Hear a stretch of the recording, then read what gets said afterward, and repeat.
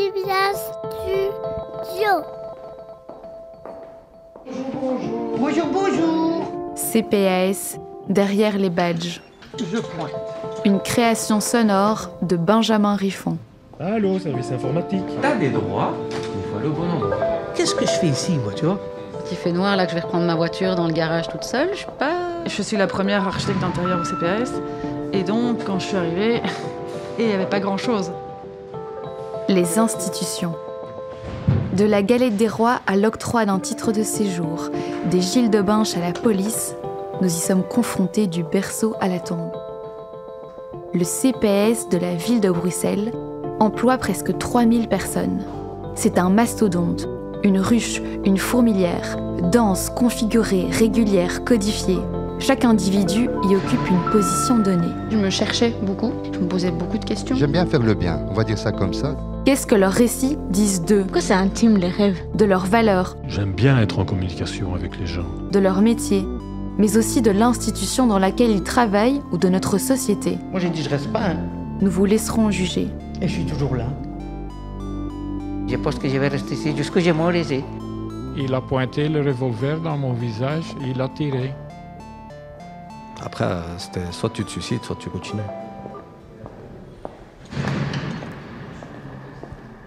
Rendez-vous derrière les badges. Épisode 2. Qui va donner à manger à cette madame?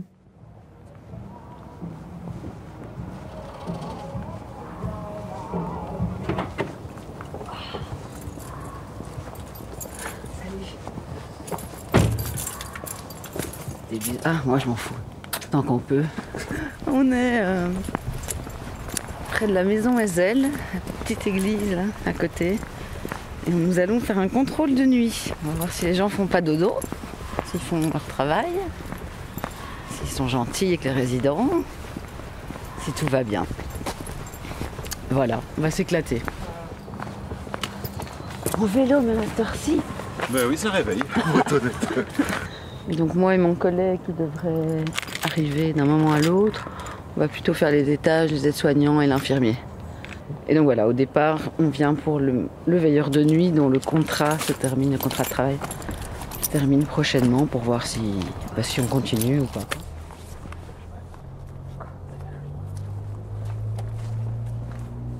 Je ne sais plus pourquoi ni comment, mais enfin, toujours est-il que je me retrouve à devoir faire un contrôle de nuit, catastrophe.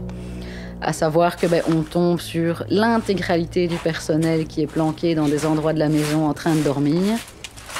Parfois carrément en ayant enlevé les cheveux, les vêtements. Et donc voilà, les téléphones étaient coupés. Enfin, vraiment la cata.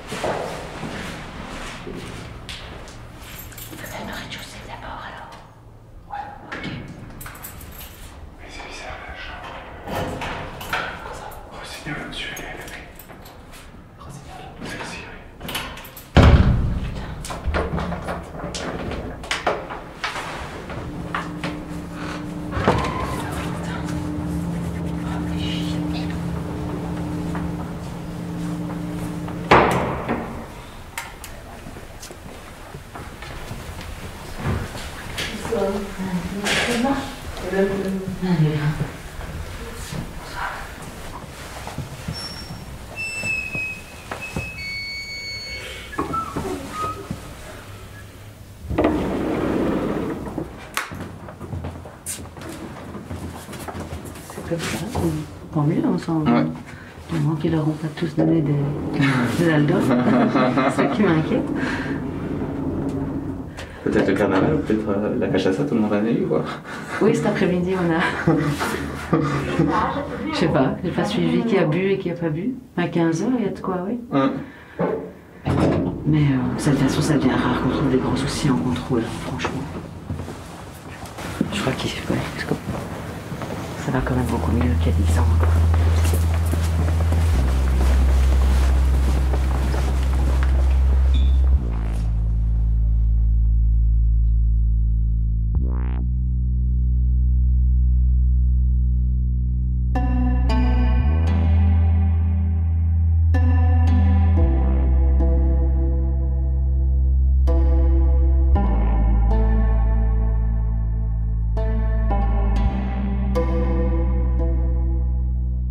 J'ai l'impression que la société commence à comprendre petit à petit mais qu'en fait, il y a des maisons privées, vous rentrez, le hall est en marbre, il y a une fontaine, c'est magnifique, mais c'est pas ça qui fait le bonheur dans une maison de repos. Moi, mon bâtiment, il est moche. Enfin, voilà, je veux dire, oui, c'est pas avec mon entrée que je vais impressionner. Par contre, j'ai la satisfaction qu'on me dise qu'après la visite, oh, on sent qu'il y a une ambiance familiale, tout le personnel nous dit bonjour, etc. Ça me touche. C'est pas le marbre à l'entrée ou le costume pour servir le repas. C'est pas ça. Faut pas choisir une maison de repos sur des critères bling-bling, sur la beauté de la chambre, du hall, la tenue du directeur ou de celui qui vous sert. Il faut vraiment creuser un petit peu plus quels vont être, effectivement, combien il y a de personnel la journée, combien il y a de personnel la nuit, est-ce que je peux goûter un repas, enfin voilà, moi, quand il y a des gens qui doivent aller visiter des maisons, je leur dis, c'est ça que vous devez regarder, pas ce qu'on va vous dire là-bas, ni ce que vous allez voir, qu'on va vous montrer. Vos enfants viennent souvent vous rendre visite? Quand ils peuvent. Ok. Mais ils viennent dès qu'ils peuvent. Ici, ça me manque, ils ne peuvent pas venir. Bonjour. Bonjour. Ça va? Ça va et toi? Oui, ça va bien.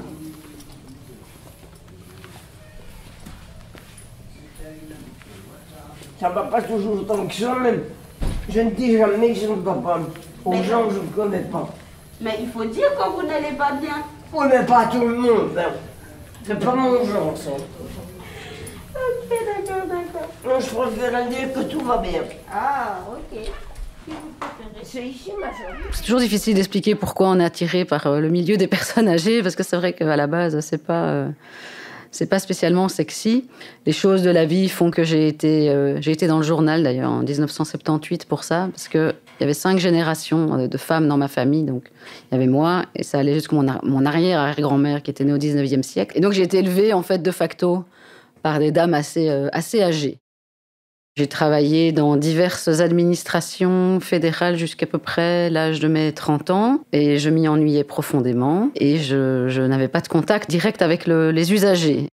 Je suis tombée sur une annonce du CPS de Bruxelles, donc qui cherchait un adjoint à la direction pour la résidence Sainte-Gertrude à l'époque, qui est dans les Marolles. Quand je suis arrivée, pas de bol, mon directeur venait d'être hospitalisé, donc il a été 15 jours malade. Je me suis retrouvée littéralement toute seule dans un milieu que je ne connaissais mais absolument pas. Ça a été très formateur finalement parce que j'ai bien été obligée de faire comme je pouvais. Après, il y avait un collègue, le directeur des Ursulines qui est pas loin, qui venait de temps en temps un peu m'aider. Donc ça a été 15 premiers jours très folklore parce que c'était évidemment pas du tout prévu comme ça. Bardaf, au bout de 6 mois, 9 mois, je sais plus, mixage, rebattage des cartes, je sais pas comment il faut dire. Et quelques jours après, on me dit que voilà, je dois commencer comme directrice, cette fois pas comme adjointe. Et donc ici, à la maison Ezel, où je me trouve actuellement. Oh, dommage. Annie. Madame Annie. Ah. Voilà, Annie. Il faut dégager la boule la grille claire. Oui, en effet. Je ne sais pas, mais il y avait un feeling qui ne passait pas avec la maison Ezel. Parce que bon, on avait des réunions dans toutes les maisons, donc on les connaissait toutes.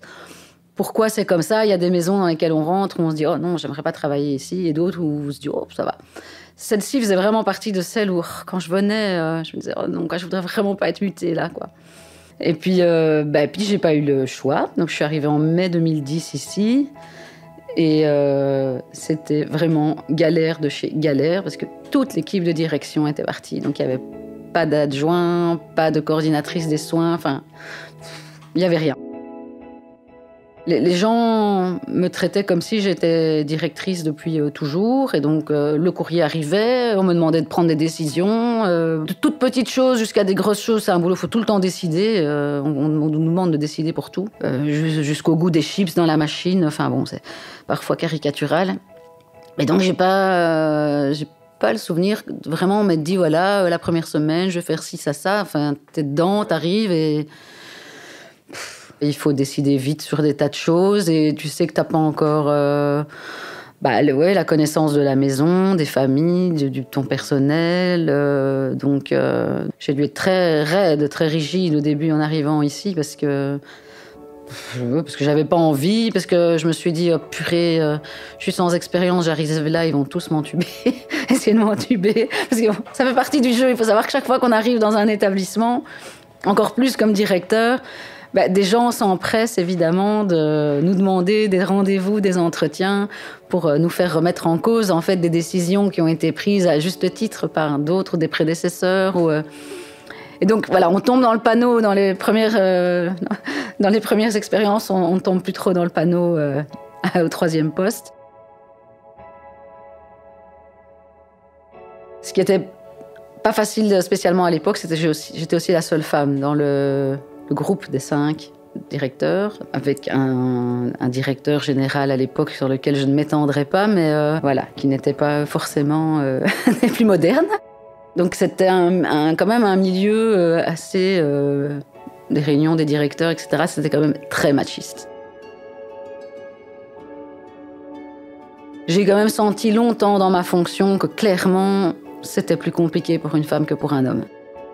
Il y a une autorité naturelle, entre guillemets, dont on ne bénéficie pas d'emblée, dont bénéficient plus facilement les collègues masculins. Ça, c'est indéniable. Je pense qu'il y avait parfois un décalage entre ce qu'ils attendaient d'une direction femme et ce que moi j'étais. À l'époque, il y avait déjà des femmes, mais souvent c'était les adjointes. Et les hommes, c'était les directeurs. Donc quand je suis arrivée ici, on m'a mis un adjoint sans expérience, un monsieur qui, j'ai dû mettre fin à son contrat et qui m'a fait comme débriefing final qu'effectivement, ça lui posait problème d'être dirigé par une femme. Donc ce n'était pas juste dans ma tête et des fantasmes. Ça avait été compliqué pour lui, du simple fait que j'étais une femme. Ici, j'ai très très peu d'hommes. Je n'en ai même qu'un. C'est mon directeur adjoint.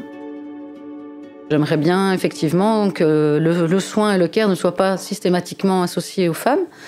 Et puis voilà, parce que de manière générale, c'est plus intéressant de travailler dans la mixité, je trouve. On est plus souvent dans le processus inverse, comme au niveau des infirmiers, je n'ai que des infirmières. Je serais contente, quoi. Si dans l'équipe, il y avait quelques gars, je trouve que ça serait sympa. Et je ne suis pas sûre que beaucoup d'hommes, même infirmiers, vont se diriger vers la maison de repos et de soins, parce que, à mon avis, historiquement, les femmes se sont toujours occupées des personnes âgées, et puis eux, ils vont plutôt aller, je sais pas, en chirurgie, ou quelque chose qui va en jeter un peu plus, peut-être.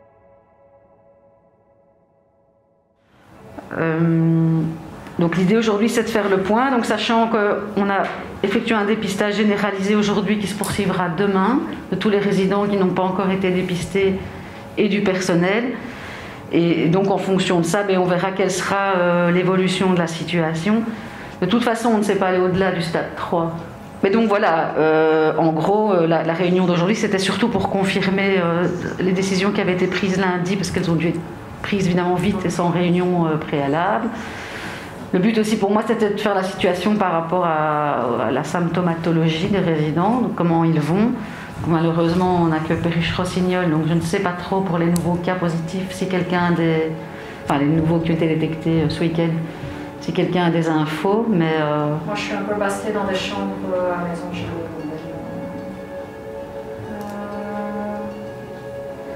Et donc oui, on a enregistré 2 décès aussi ce week-end.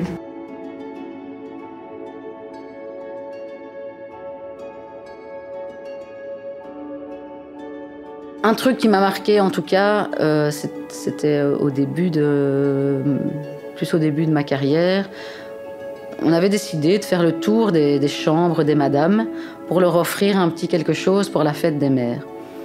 Et je me suis retrouvée face, je sais pas, vraiment à un nombre auquel je ne m'attendais pas, de femmes qui ou avaient perdu des enfants dans leur vie, ou n'avaient pas pu en avoir, ou n'avaient pas voulu en avoir, enfin bref.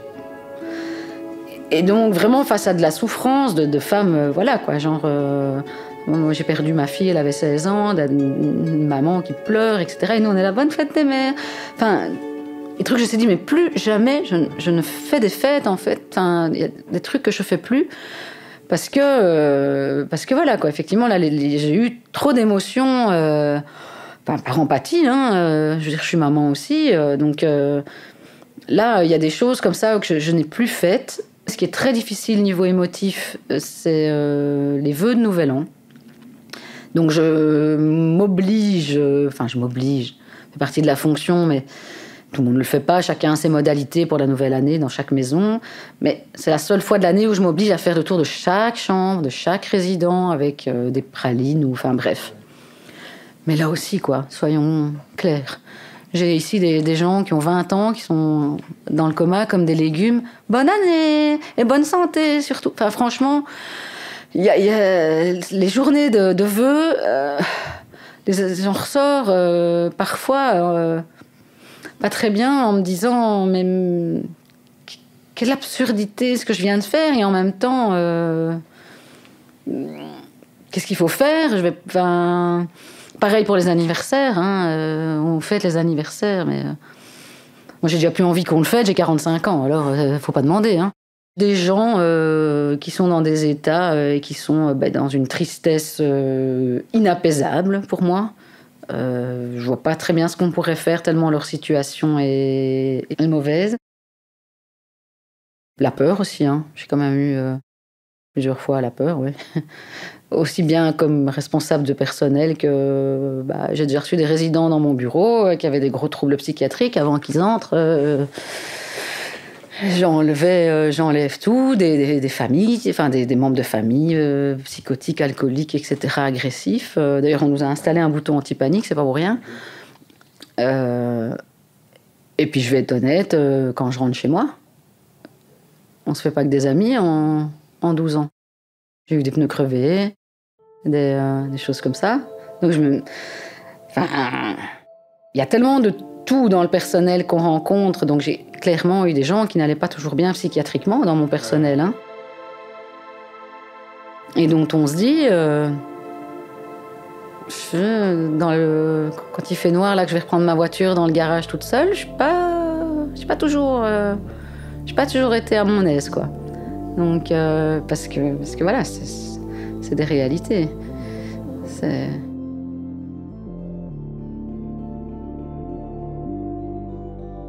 Je suis particulièrement en terrain, en fait. Et c'est le paradoxe, parce qu'en fait, quand on y va, le personnel n'aime pas ça du tout. Donc, voilà. J'ai eu pas mal d'ennuis, je pense. D'ennuis. De complications dans ma carrière ici, à la Maison Ezel, parce que j'allais beaucoup sur le terrain. Mais de manière générale, le côté flic de la fonction n'est pas le plus agréable.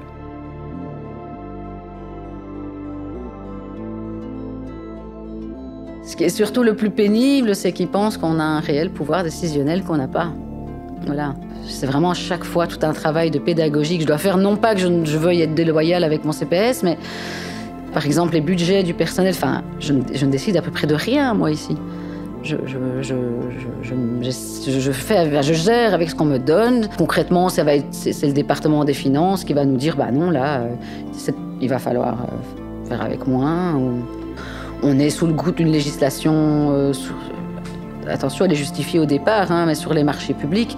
Donc je ne décide pas, c'est pas moi qui décide des fournisseurs, quels qu'ils soient d'ailleurs. Ça va de la rame de papier aux meubles, etc. Donc si c'est très cher, de mauvaise qualité, etc., oui, je peux aller dire au CPS, pour le prochain marché, voilà, je constate que, mais je décide pas. Et ça, le personnel ici, d'autant qu'on est décentré, on n'est pas à côté des bâtiments de la rue Haute. Donc, pour le personnel, il travaille à la Maison Ezel, pas pour le CPS de Bruxelles. Essentiellement, l'identité, elle est liée à ici. Et donc, oui, bien sûr, ils pensent que je décide tout. J'ai toujours pu, jusqu'à cette année, me retrouver dans les décisions du CPAS, même quand elles étaient difficiles à annoncer. C'est pas quelque chose qui me pose problème. L'impopularité ne me pose pas de problème.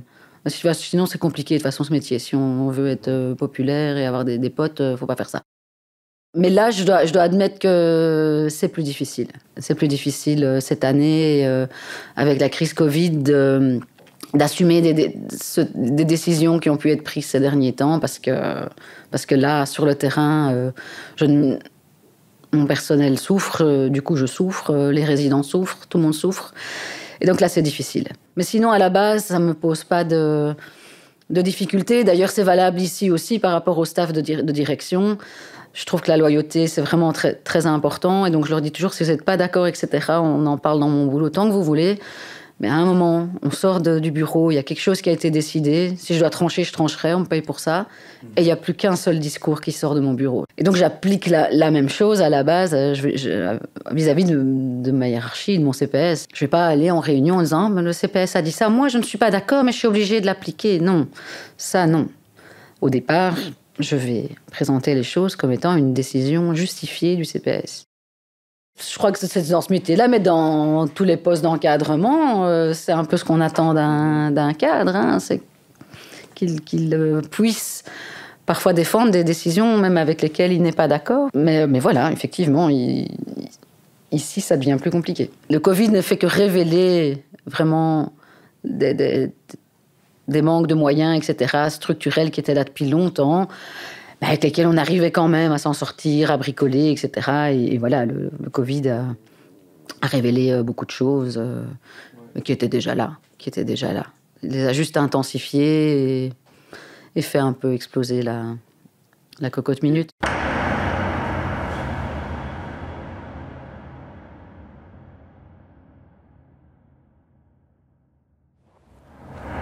Dans mes valeurs, il y a celle de la liberté, et je pense que c'est de pouvoir continuer à prendre des décisions. Et c'est aussi une de celles qu'on perd le plus quand on entre en maison de repos. Privé, public, associatif, alors là, à mon avis, je pense que si on les prive de quelque chose, c'est bien de ça, en maison de repos.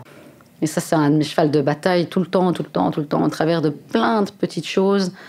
J'ai encore eu le cas cette semaine, quoi. C'est une dame qui s'est décidée, hein.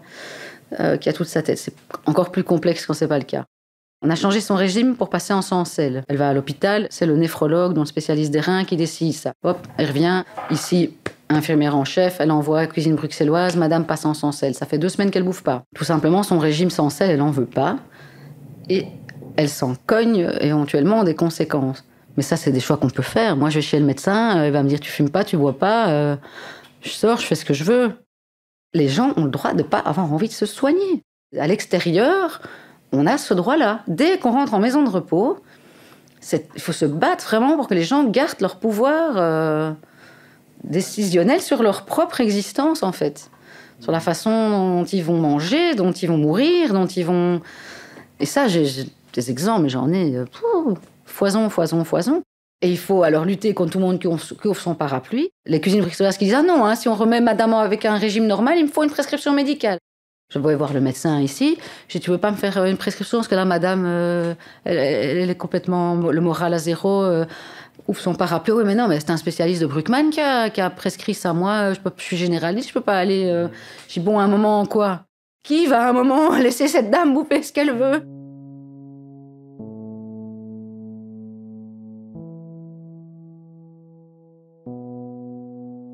Si je donne son sel-là à cette madame et qu'elle meurt dans 6 mois de je ne sais quoi, peut-être qu'il y aura un procès. Enfin, j'ai régulièrement... J'en ai moins ces derniers temps, d'ailleurs, je sais pas. Ouais, peut-être parce qu'on les enferme plus. Les résidents qui sortent, qui se perdent, avec appel à témoins au JT de 19h30. Ah, on dort pas bien, hein, je vais être honnête. On dort pas bien, mais à un moment...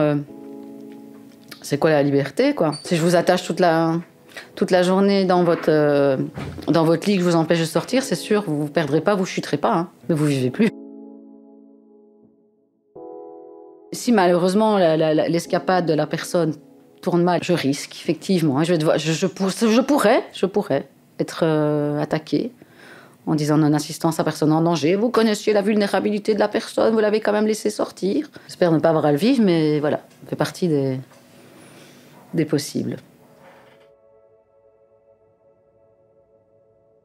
Et je sais pas, je dois être une inconsciente, je pense, hein, parce que je dois avoir un côté inconscient, parce que moi, je m'en fous, je sais défendre le truc, par des arguments, ça ne me pose aucun problème. Mais je suis peut-être totalement inconsciente en le disant. Hein. J'ai pas cette peur. J'ai cette chance, c'est que j'ai pas cette peur de me dire ouh là, s'il arrive quelque chose. On est face à des législations dans mon domaine, des législations qui peuvent s'opposer par moments, et il faut faire des choix éthiques le plus possible. Mais ça, oui. Mais voilà, de nouveau, c'est sociétal. Hein, la peur de tout. C'est tout le monde qui veut son parapluie tout le temps pour tout. Enfin, voilà quoi. Voilà, c'est sociétal, oui, clairement. Après, c'est très fort, je pense, dans mon domaine, mais si je pouvais arriver à la fin de ma carrière à faire bouger un peu les lignes sur ça, juste un peu, je serais contente. Parce que c'est vraiment hyper ancré dans notre organisation. C'est pour ça que je dis qu'elle est maltraitante. De facto, il n'y a pas du tout de volonté de nuire, évidemment. Une infirmière, on lui dit, monsieur est diabétique, tu lui prends son insuline, tu lui enlèves le gâteau et elle va le faire. Sans parler des familles, qui est là aussi. Renversement de situation. Une fois que les gens sont ici, c'est les enfants qui décident pour leurs parents. Moi, je dois les recadrer. Les unités, parfois, jouent le jeu. Moi, je dois les recadrer en disant, attendez... c'est qui le parent de l'enfant ici Je comprends pas bien. Ah non, maman, si elle va à la cafétéria, elle n'a pas droit à de l'alcool. Hein. Non, vous la laissez pas sortir, hein, c'est dangereux, elle pourrait tomber. Vos enfants viennent souvent vous rendre visite? Quand ils peuvent. Ok. Mais ils viennent dès qu'ils peuvent. Et si sa maman, ils ne peuvent pas venir.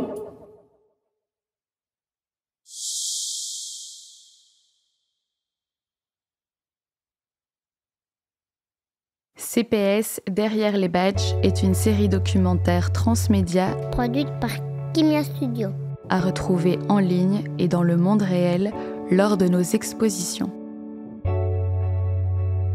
Retrouvez le portrait de Laetitia en images sur la page Instagram Derrière les badges. Basé sur une idée originale de Benjamin Riffon, avec le soutien du CPS de la ville de Bruxelles et la participation de ses employés. La musique originale a été composée par Zone. Le mixage, le mastering et le fine-tuning ont été réalisés par Romain Bonnon, avec la voix off de Capucine Molitor et le soutien de Milo et des amis de Kimia. De Flora Jacolin en montage, de Samuel Corda et Léa Barachina pour l'exposition, d'Aurélien Riffon pour la production. Prise de son, réalisation et montage par Benjamin Riffon. Derrière chaque badge, il y a un corps, un cœur, une histoire.